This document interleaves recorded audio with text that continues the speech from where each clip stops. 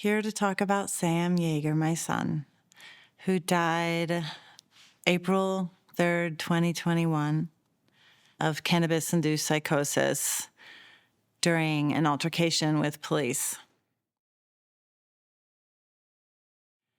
Sammy was a totally carefree kid. He was my firstborn, extremely healthy and loved nature and the natural world. He loved the beach.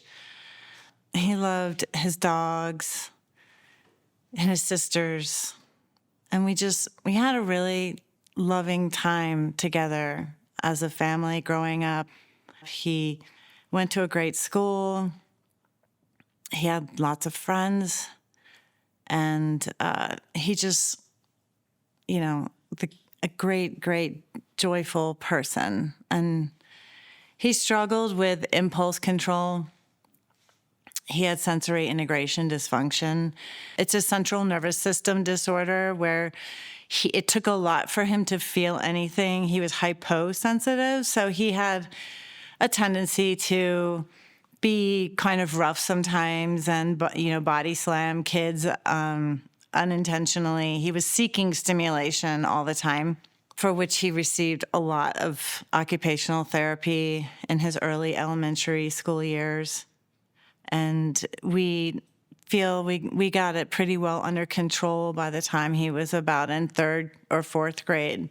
But, it definitely benefited him in certain sports like football, and he was a track and cross-country runner in high school. He was very athletic. He loved playing basketball with his dad in the driveway, and he just loved climbing trees and swinging in the swing. And even into high school, we had a swing in our front yard and in our tree. And I have video of him swinging for long periods of time as a 10th grader, I think. So he was really, really active and physical. There was a correlation, I think, between his use of weed and his love of nature, definitely. He had asked adults who he trusted about using weed, and their advice was just don't use too much. Just use it, on occasion for, be cognizant of your recreational use. And unfortunately, he did become addicted to it. We think in his sophomore year in college when he joined his fraternity. But he was always winter camping and backcountry skiing and hiking, and he even finally got me to agree to go on a night hike with him, which made me extremely uncomfortable without any lights. But I agreed to do it because he was always into just feeling the elements and listening to the wind and developing his night vision. He thought that if he didn't use lights when he was hiking at night, he would develop his night vision. And it was always kind of a running joke in our family. He just, he couldn't get enough of being outdoors. We went to this frozen waterfall one summer up in the mountains, and he just took his shoes off and started climbing this ice waterfall barefoot to see if he could do it. He just wanted to always see that he could survive a really kind of harsh condition, He wanted to know that he didn't need any creature comforts or any equipment of any kind. He was a little bit of a risk taker for sure.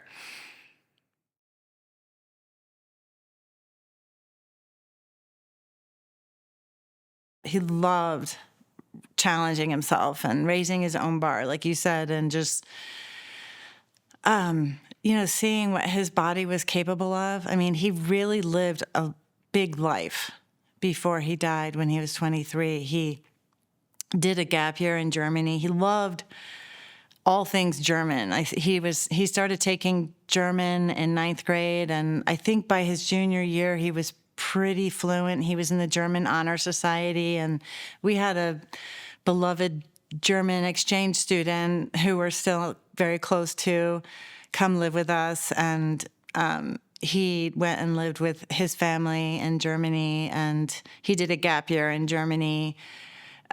He just really, really loved the culture and the food and just everything.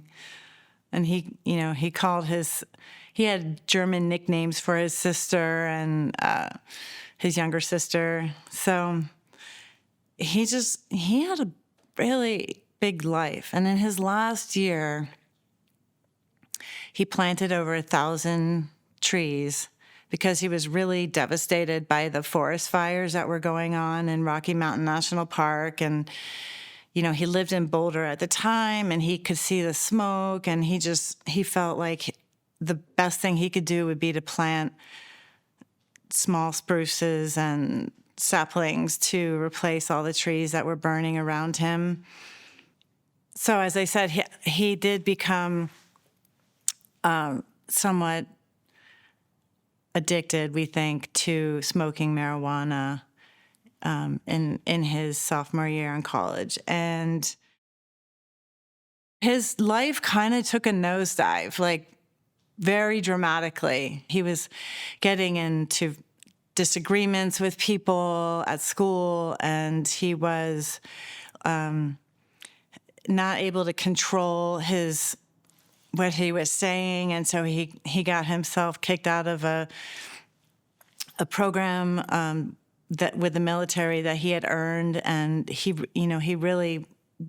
worked very, very hard for a couple of years to get accepted into this, and he had to be let go because of saying a derogatory term to somebody, and he just said something pejorative, and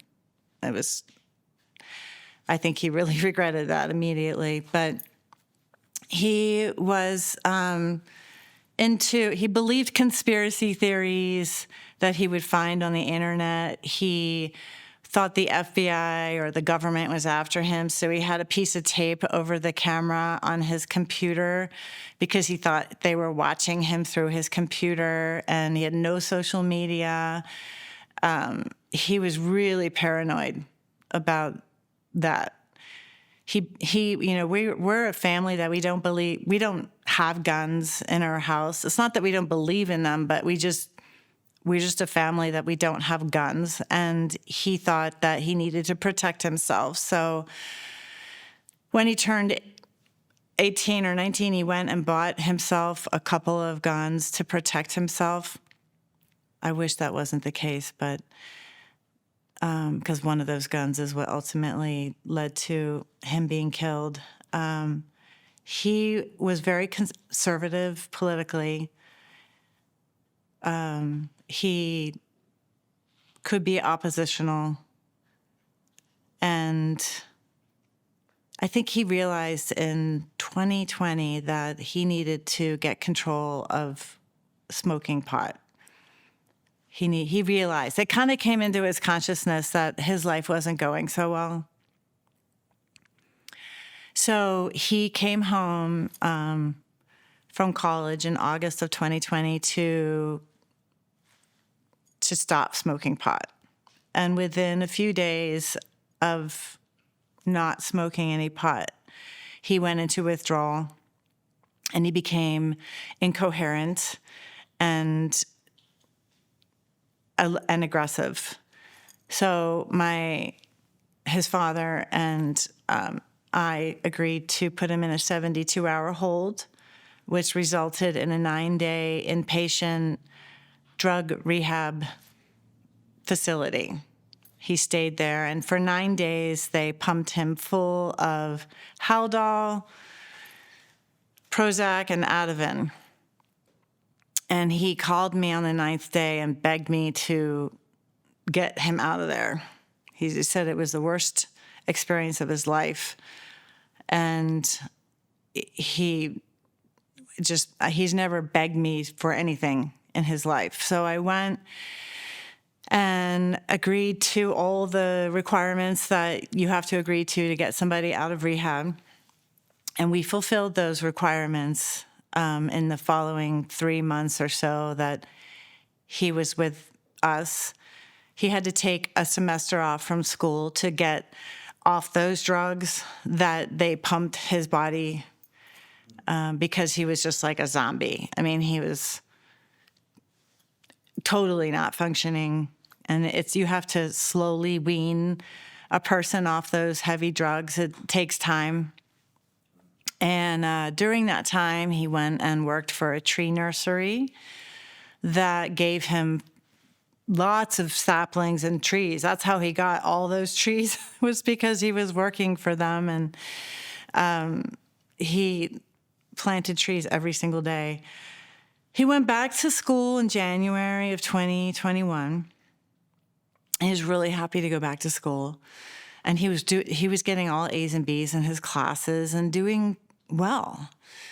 And then I think we know he did. He started smoking pot again, unfortunately. And then in March, he realized that he needed to stop. He needed to try to stop smoking pot again. He knew that, it's like his life just spiraled.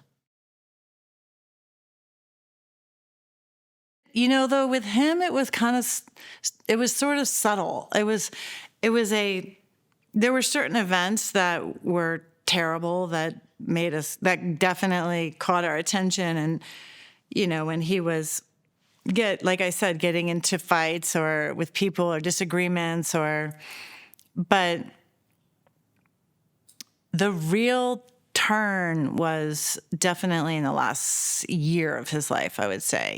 We saw some decline when maybe in his senior year in college, or he was probably smoking more than we realize. But with him, it was subtle. It was more subtle. So we thought it was a phase. We thought maybe he'll just snap out of it, and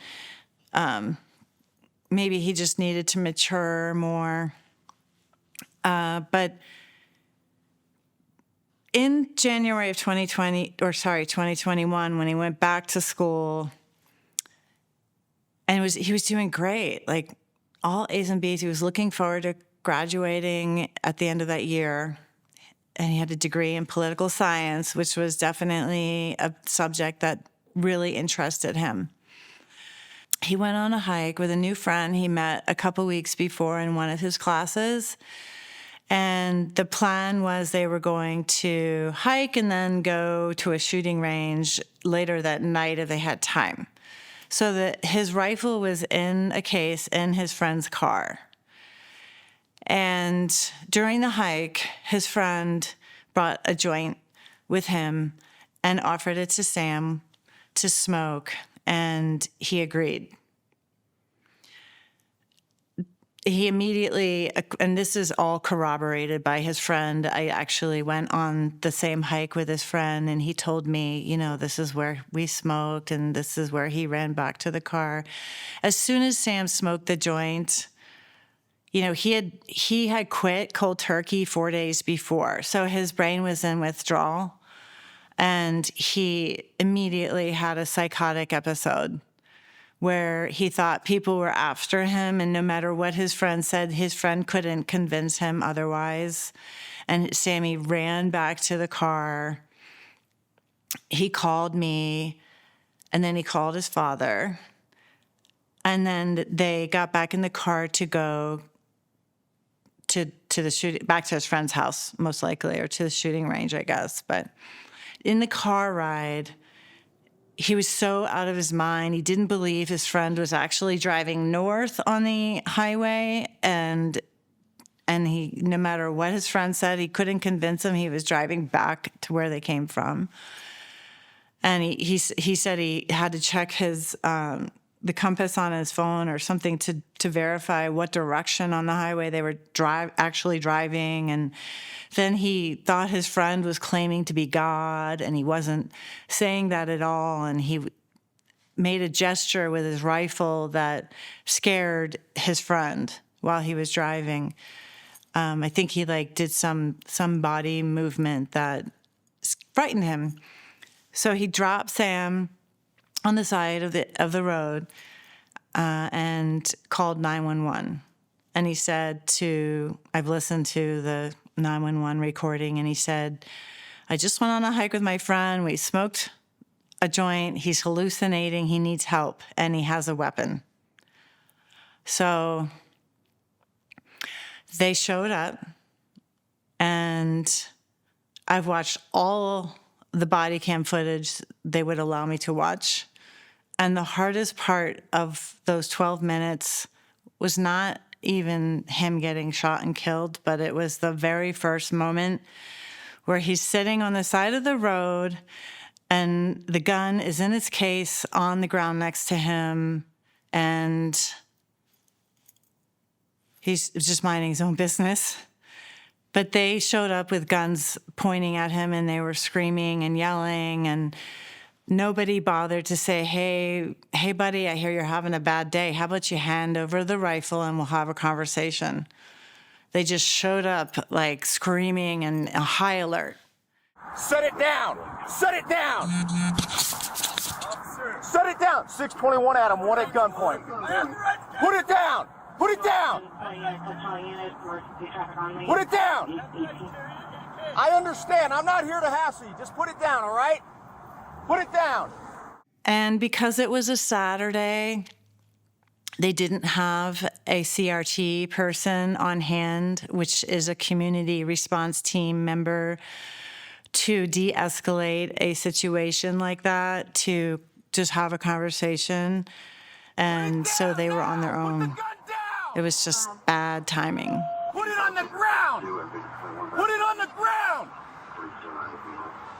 Put the gun on the ground! He did not pull it out of its case until the very end. And he,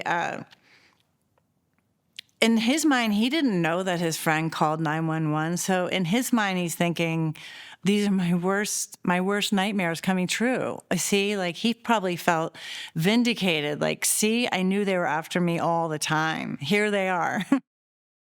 This is it. This is what I've been preparing for. And so he kept stomping his foot on the ground and saying, I have a right to have this rifle. I have it registered. I have a right. I don't have to give it to you. He was in fight or flight, and he's a fighter. He has been his whole life. And so it took 12 minutes of back and forth, screaming and yelling. And I think there was probably about 4 or 5 officers there on the scene, all pointing guns at him.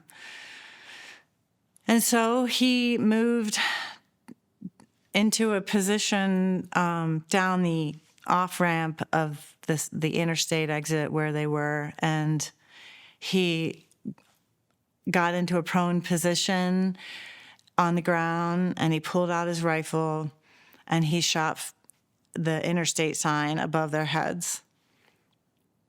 And then they had no choice. They did what they were trained to do. Get cover! Get cover!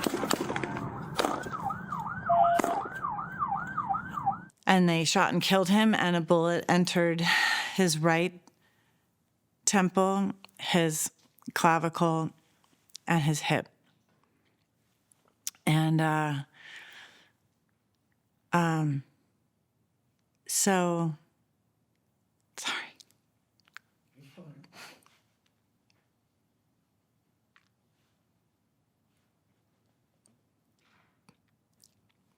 Okay, hang on. Okay.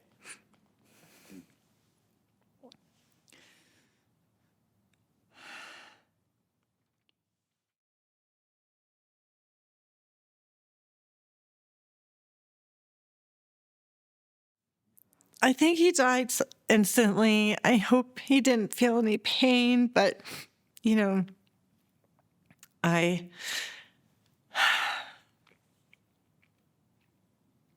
I knew that our conversation at 5:30 was really strange that night. And so I called him back at,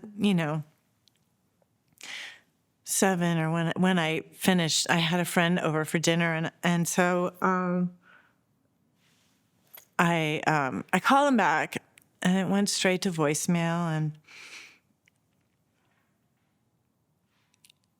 at 6:15, at the moment that he died, his dog was with me on that evening, and she started howling for no reason, and I thought she was injured or something, and and she never, it does that. That was really unusual behavior for her, and I went over to her and checked her paws to make sure she wasn't she hadn't stepped in something, and she was just whimpering and howling. It was just like, I made the connection, obviously, after I knew the timing. And at 1:00 in the morning, our doorbell rang, and the coroner and 2 detectives showed up and told us the news. And I have to say, I was shocked, obviously, terribly shocked. But I wasn't totally surprised because of his behavior, like just the change that we'd seen in him. And I had shared with some close friends and family that I felt like he was going to either be incarcerated or he was going to be killed, because his behavior was just becoming so aggressive and erratic. And I was just also really feeling relieved that he didn't hurt anybody. I was just really, that would be a whole other layer of grief to deal with. Thank God he didn't hurt anyone. And so, yeah, and that day, April 3rd, 2021, changed my life forever. All of our lives. And it changed the officer who killed him. Immediately resigned from the force and left no forwarding information. I did want to reach out to him and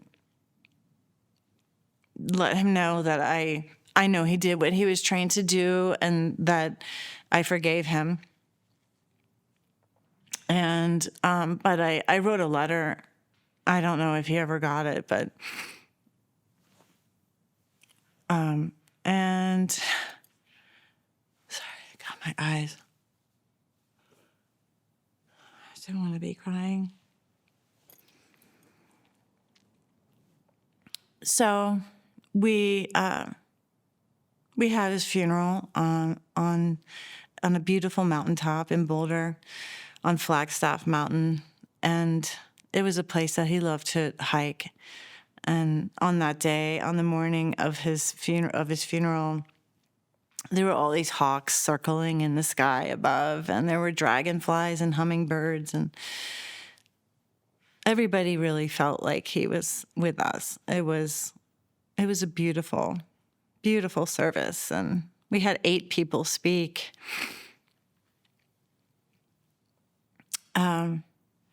I'm a photographer, and the only way I know how to really, one of the ways that I love to process my emotions is by taking photos of people in the natural world. And so I did a photography exhibition in his honor called the Sammy Project, to destigmatize conversations around mental illness. I hate that term. I want to say struggles around mental health. And so there's portraits of all these young people telling their stories of what they love and their passions, but also their mental health struggles. And NAMI adopted it, and now it's a permanent installation. And I hope that helps people. I think it has helped people to realize that they're not alone, and it's okay to ask for help. I wish that Sammy felt more comfortable asking for help, but he was very independent, and he wanted to he was 23. You know, he wanted to handle his life on his own, and he didn't want to ask his parents for help. I wish he had, though.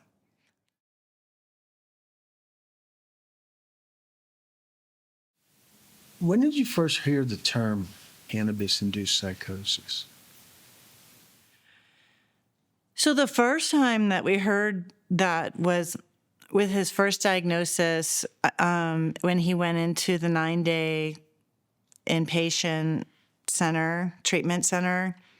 It says on his records, THC induced psychosis. Now the term, as we know, is CIP, cannabis induced psychosis. And now we know there's an insurance code for it. And there's, doctors see it all the time in emergency rooms. And so I just, and the adults that he sought advice from, they were sharing their experience of the pot they smoked in the 80s. That was 4%, 5%. And, he was smoking like really, really high potency pot. I don't know exactly but it was probably above 50%. And it's not even a comparable drug. It's like not even comparable, and so for people who feel like it's medicinal, maybe it is for some people who smoke or use edibles that are lower in concentration. I don't know, but there's absolutely no place on this earth for a high potency pot. There's just not, it's not. It's killing our kids. It killed my son. Now, some people might say, no, his decisions killed him because he chose to shoot at the police. And yes, I totally acknowledge that, and I hold him accountable for his decisions to some extent. But, he had just smoked a really strong joint with his friend, and he was out of his mind. So his friend says he regrets that decision and he will for the rest of his life. But how could he have known? He was a new friend of his. I don't think he knew that he had just stopped smoking pot. The growers have figured out how to engineer plants that don't even have CBD anymore, I think. And they have figured out how to grow plants that just contain THC that are, I don't know how they have figured that out, but they have. And, they're creating these products that send people who, I think Sammy was neurodivergent because he had this impulse control and he had sensory issues. But he had really largely gotten control of those issues by the time he was a teenager. So,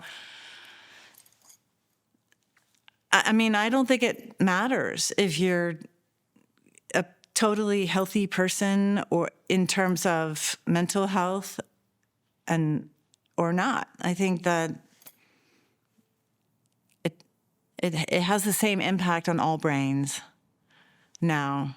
And I just, there's a real need it's a very serious problem, and there's a real need for the media to start covering it and to acknowledge it, and for the governor of my beautiful home state, Ground Zero, Colorado, to acknowledge this.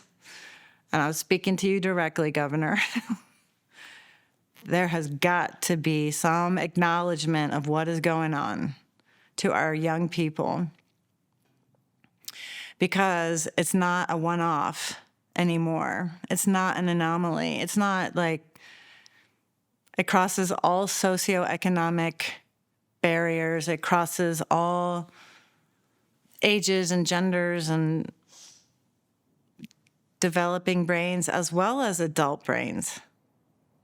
For a while, I think the research supported that it was just impacting developing brains, but now it's impacting all ages.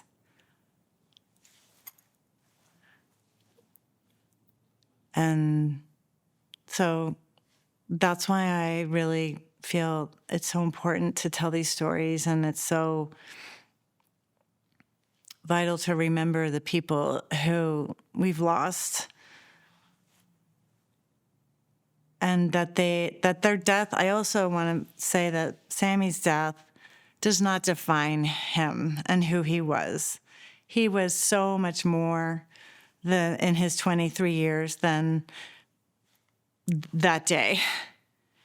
He had a tendency to wear the same clothes over and over and over again. And this was his favorite T-shirt that I grabbed out of his dirty clothes hamper. It still smells like him. And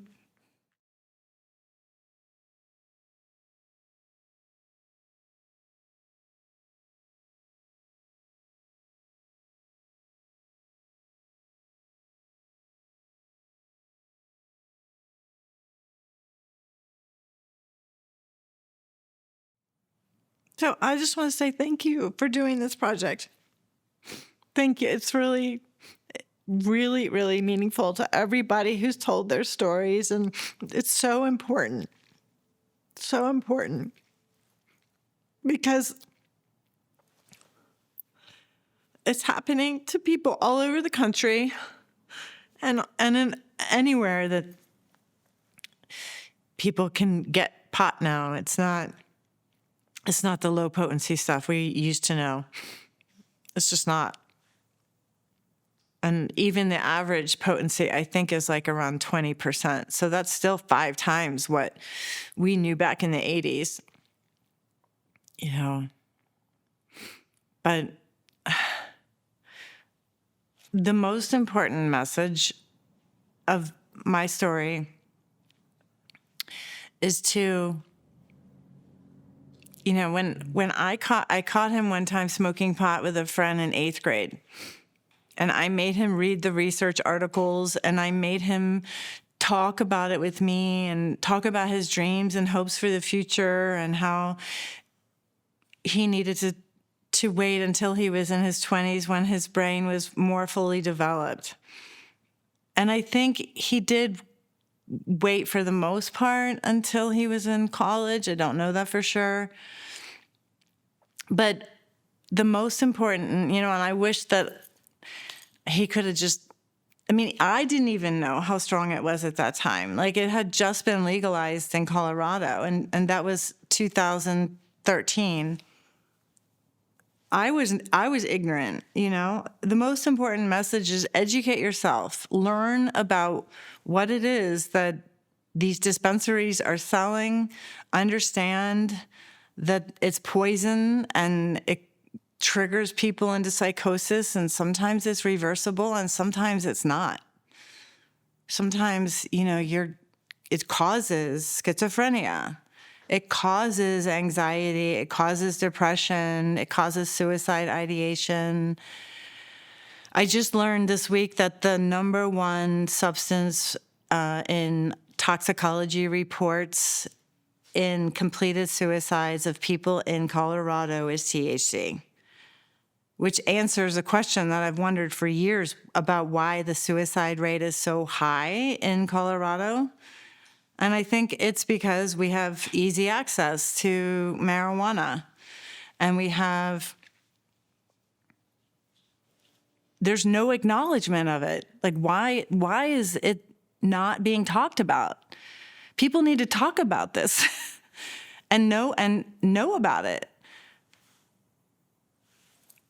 And also to my other message is to be curious with your kids. I was definitely too dogmatic about it and strict. Like, when we caught him smoking pot in 8th grade, we took his door off of his room, and were testing him and doing what we were advised to do. But I think I missed an opportunity by not being more curious and just saying, what do you notice about yourself when you smoke pot? Like, how do you feel? How's that working out for you? Just having a conversation. You know, I think I was guilty of doing exactly what the police did, which was to overreact. I should have been more calm and connect with him, and to help bring into his consciousness that it really wasn't serving his life and that he was better off, and to give him that respect, you know, to not be like a strict mom or parent about it, you know, but I think there's always a balance, and you need both, but I should have been more curious with him and just have conversations about it with him more. I was just so scared, you know. I think parents, when they find their kids using drugs, you just get so scared, and you fear the worst. You know, we never thought that he would be killed. We never thought that, obviously. But it led to that. It absolutely led to that. And if we had lived in a state that marijuana wasn't so easily accessible, I wonder about how his life might have been different. The last entry in his journal was, I just came upon his journals recently, and the last entry was, I wonder what my brain would be like if I hadn't smoked pot in 8th grade. That was hard to read. That was really hard to read.